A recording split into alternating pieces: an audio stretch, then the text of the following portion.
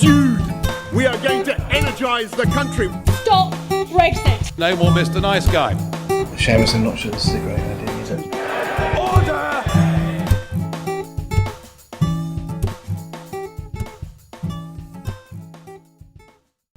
Hello and welcome to the Debated Podcast. In this episode, I'm joined by the prospective parliamentary candidate for Calder Valley for the Liberal Democrats, Javed Bashir. Welcome to the podcast, Javed. Thanks for having me. It's great to have you on. So to begin with, I'd like to ask, the Liberal Democrats have quite a bit of a fight on their hands in Calder Valley. Are you optimistic about the election campaign? Absolutely. We are, without a doubt, the underdogs in this coming up campaign. But we've got probably one of the biggest upswings in terms of population, the population backing us in terms of what our position is and where we stand on certain key policies and our position in the world and on the Brexit topic, especially if you look at the last national poll, which was the European elections, that we came above Labour and above the Conservatives. And even if you look at the massive surge in local elections prior to that, we've had the highest number of local elected councillors in our history. Our membership is going up. And, the previous polls of the last elections is in no way a reflective view of what's going on or what's happened or what's changed. So absolutely optimistic. Now, in the constituency, the Greens have recently announced that they will be standing aside in favour of Green voters voting for the Labour candidate. Do you think that that is something that will make this much more of a difficult fight? Was it ever anything that... I don't know what the situation is with the local parties, but was this ever considered as a possibility? Just to give you the context of what happened in that conversation there. So I actually had a personal conversation with the chair of the of the Green Party in Calderdale. He's a well-known personality within the sort of political landscape because of his green credentials. And my conversation was on the lines of to give us the update of what they were doing, that they were going to build a pact or agree a pact with the Labour party, and we wish them well. I personally wished him well. The decision was theirs. Personally, I think that it's a good thing that they're doing because the Labour's climate change policy is weak, and the Liberal Democrats is light years ahead in terms of what they want to do and how they're going to achieve this. And that's a key difference between us and all the other parties. Other parties make promises saying we'll do this or we'll promise to work hard on this. And my view on it is that everybody works hard on everything they do, but we've got practical, on-the-ground, hands-on deliverable solutions that can be costed. So it was a welcome, view of that, they've actually done that. But the politics of it behind was that they did ask us if we wanted to sign a pact with them on the same topic, the Liberal Democrats. It was turned down, and including the last election as well. And that's partly because of the numbers. In recent months, Extinction Rebellion's taken the wind out of the Green Party, so they are losing quite a lot of support to that movement.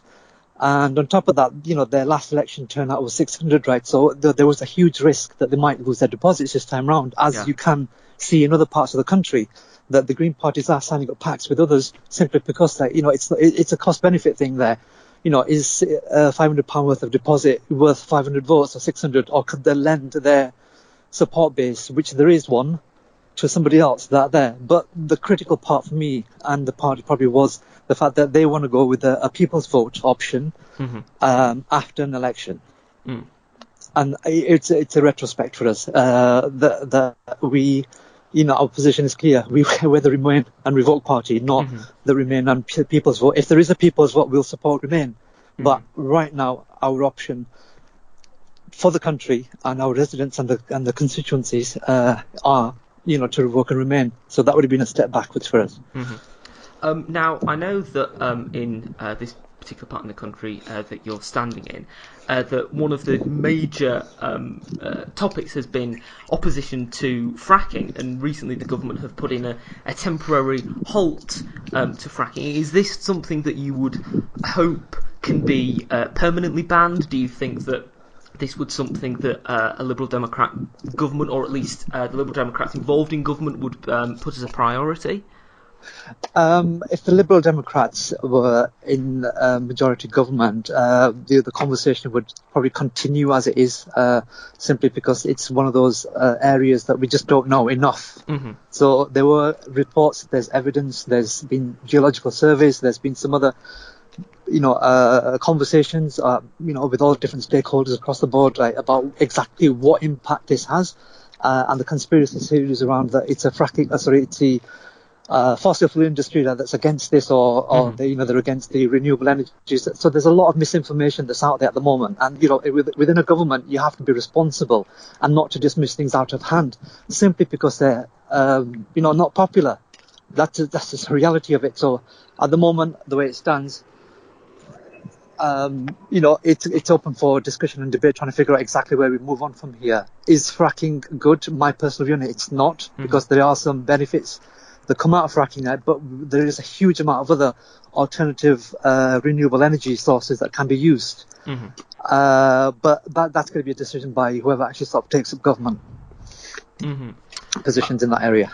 Now, I know that earlier this year you were standing in Elland for the to be a councillor for Elland in West Yorkshire, and one of the major thrusts of your campaign was ensuring greater sense of digital connectivity for the area, and improving digital technology in the area.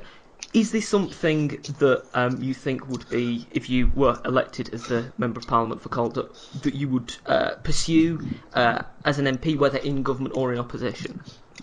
As a resident, I'd pursue this option because it's the right thing to do. So it's not whether I'm standing for public office or not. When I was a local candidate, because my political career literally started 8-9 months ago when I was asked to stand for the Liberal Democrats in my hometown, I had something close to 35 days from the point when I got the approval, was parachuted in, and then had to run a campaign and do the polling there. As a first timer, I lost, which is fine. Participation is just as important.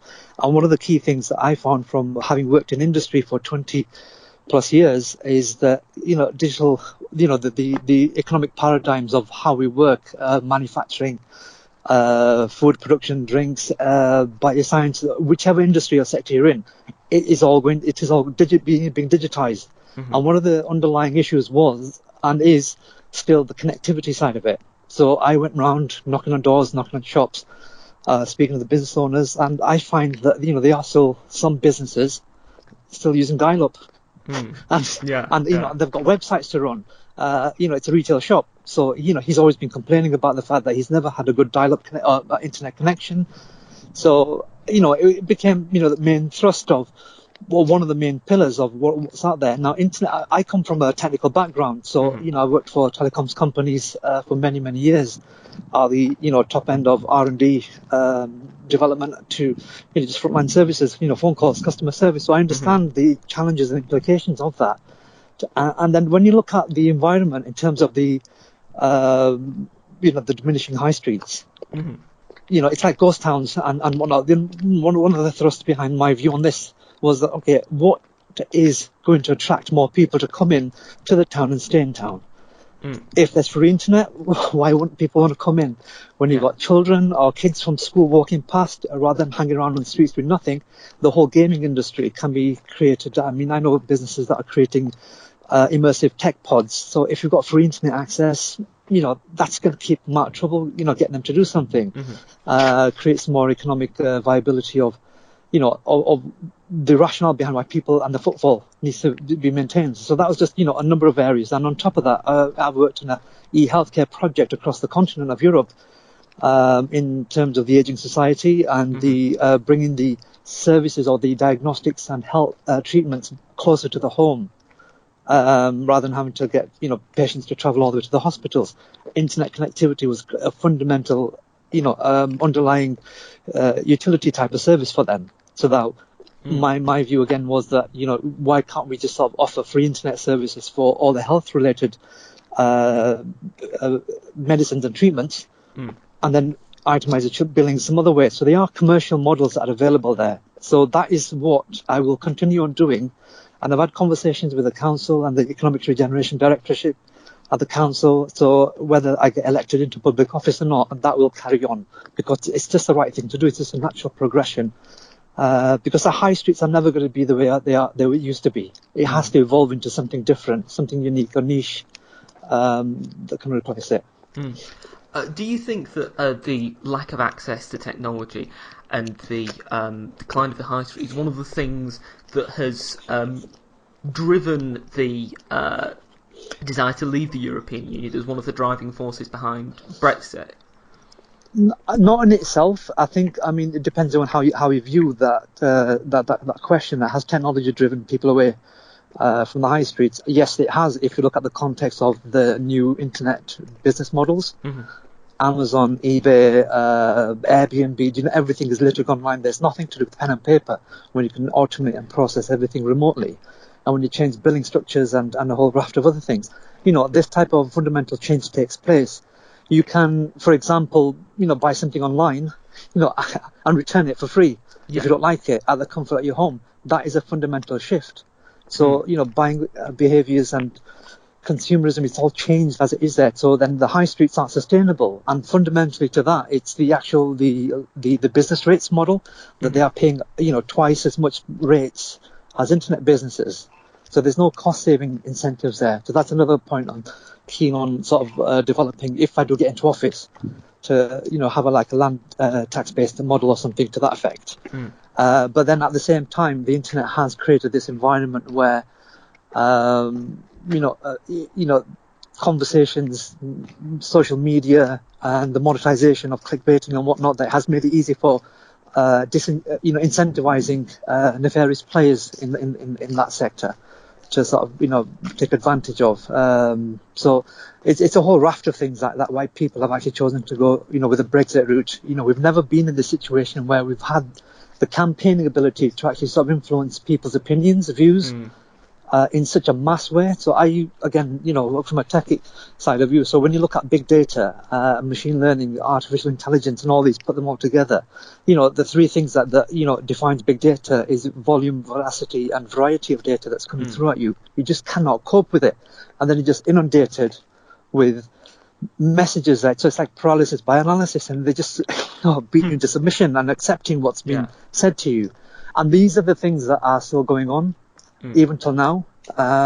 So tech is a good thing because it actually does help improve lives, standards of living, creates wealth and all the rest of all that. But then it can also be weaponized as well, which is where we have to be careful. And I think that's the symptoms we're suffering right now, in part for that.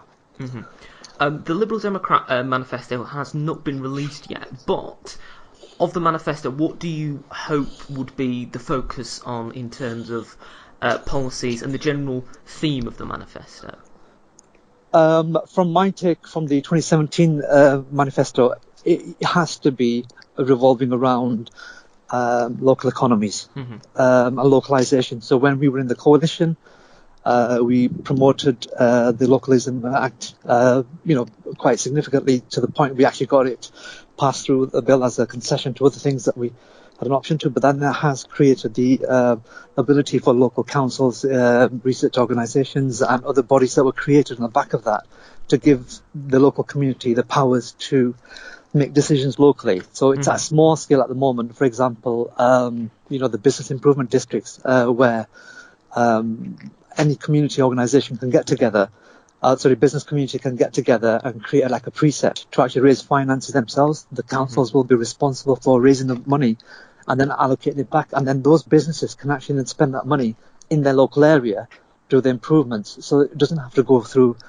the usual sort of public procurement panel, or even the local councils, the councillors, cabinet meetings and approvals process. It's just direct. They're just, addressing their own issues there. So this is where the disconnect happens, that the council have got priority. They've got funding cuts so big they have to decide which ones are their high priorities. And likewise, and then they have the consultations, which is a legal requirement. And then once they've done the legal consultation, usually like those views of the people, their voices aren't either taken into account or they're contradictory to what the actual policy is or how the procedures have got to be sort of, put forward or passed. But a bid, for example, is that, there's the money, there's your priority, go and spend the money. Those are the sort of areas that I think needs to happen. And that's within our manifesto about giving people control and power at the local level. So one of the big areas of focus or the central pillars is the Yorkshire devolution deal, which, I'm behind 100% because with the Yorkshire devolution deal, there is an expected 200,000 new jobs that are going to be created in this region, adding like something close to 112 billion in the GDP for the local economy and, being a net contributor to the public purse and all the whole raft of other things there. So we're fragmented at the moment with 4 different geographies, that all becoming one and simple. This is equivalent of, an extra £500 in one of the reports that came out per person within the boundary. But then we've got control over our investment for buses, for trains, for local services, for education. So we actually can make our decision based on our local priorities, rather than making a case individually to the central government and asking them, we need money for this, can we have it? And they'll say, no, you need to do something else before you can do this. So those are the priorities that, that we have there. And that's all within the Lib Dems manifesto as it stands. You mentioned there, obviously, greater ability for councils in the north to be able to make decisions for themselves. How do you view projects like the Northern Powerhouse and HS2, which in their own way have proved somewhat controversial? I completely agree that there is a lot of controversy in terms of very strong and passionate and emotive views against them. So the HS2 has been suspended pending a review since Boris Johnson came into number 10. Now, there are many critics of this, and some are environmental, some are more noise pollution sort of oriented, others are emissions and net zero carbon footprint. Situations where where they can't actually find the benefits for that, and other ones are others is it's a cost, it's massively overrun and overcost. Now, what people need to realise is that this railway network is not, or this the HS2 is not for 10 years, 15 years. This has at least a minimum of 200 years of life cycle in terms of how it's going to be delivered there. We're maxed out in our capacity. I used to work in London and down in Worthing and a few other places down south from where I am here. And I used to have to stand in the train carriage, walking, all the way down there. There wasn't even enough room to actually sit because you need, the full space of 2 people there. So, you cannot increase the carriages without affecting the train lines, and you can't, you double up the train carriages because of the traffic and congestion on there. So there's a whole raft of different reasons why we do need, a much more faster network, well, not necessarily a fast one, but a bigger network or a different network to actually then connect the rest of the part of the country. Now, there is an argument that some say that, this is all beneficial for the south and southeast and not for the north, but and that we should be focusing more on HS3, which is the coast to coast from Liverpool to Hull.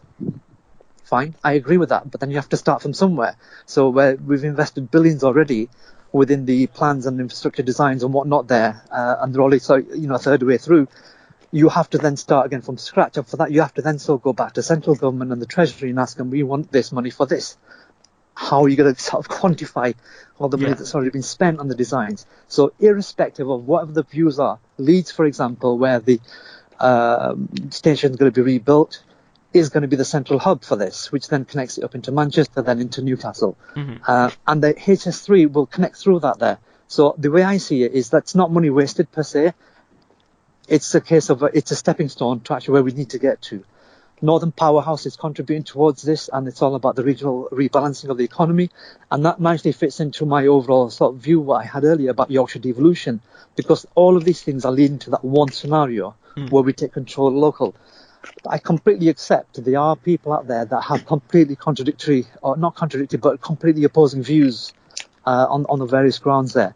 But not doing it is not good enough, because if we don't, then the rebalancing of the economy will just not happen. It's as simple as that. Because the amount of people that are travelling in and out of the central countries there. And even if you look at the house prices, for example, people are travelling more up north to buy houses out of London because of the extortionate rates of one-bedroom apartments and flats at, say at 6-7, figure sums. So there's a whole, raft of other reasons why that is there. Projects like this, they're not small, they're not overnight projects, and then we only realise the benefits, in long term. And it's even with the Channel Tunnel when we connected Dover to Calais, people, are making cases that it's a waste of money. It can't be done, it shouldn't be done. But the economic benefits of that, even though it was a loss-making project for many years, from inception, from launch, it still is a new channel that was opened between the two. So there is always risks involved, but that's what the point of government is, and these are always ongoing projects. So they're living projects. They're not a case of that once we've drawn a schematic for the designs of station A to station B, for example, it's not going to change because the reality changes. They just adapt. Now, one of and this hasn't really been a part of the political scene for a while, but one of the major arguments in terms of sort of like devolution was the idea of an English Parliament in the same way that there is a Scottish Parliament and a Welsh Assembly. What would your thoughts on that be? Do you think that would be a positive thing in terms of devolution, or do you think it would be something that wouldn't work? My personal view on it is it wouldn't work.